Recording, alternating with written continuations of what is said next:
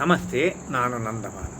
ನೀವು ಆರಾಧಿಸುತ್ತಿರುವ ಇಷ್ಟಪಡುವ ದೇವರುಗಳು ಯಾರೇ ಆಗಿರಲಿ, ಆ ದೇವತೆಗೆ ನಿಮ್ಮ ಇಷ್ಟಾರ್ಥಗಳನ್ನು ಅನುಗ್ರಹಿಸುವ ಶಕ್ತಿ ಇರುತ್ತದೆ ಎನ್ನುವ ನಂಬಿಕೆಯನ್ನು ನೀವು ಮೊದಲು ಇಟ್ಟುಕೊಳ್ಳಿ.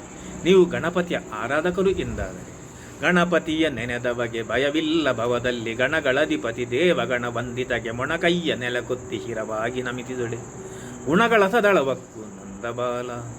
ಮಂತ್ರಕ್ಕೆ ಮಾವಿನಕಾಯಿ ಉದುರಲ್ಲ, ಆದರೆ ನಮ್ಮ ಇಷ್ಟಾರ್ಥಗಳು ಸಿದ್ಧಿಯಾಗುತ್ತವೆ.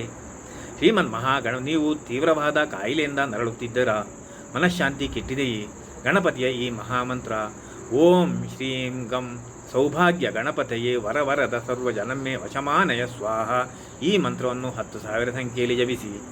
ಹಾಗೆ ಧನ್ವಂತರಿ ಜಪ ಸಹಿತ ಹೋಮವನ್ನು ಮಾಡಿಸಿ.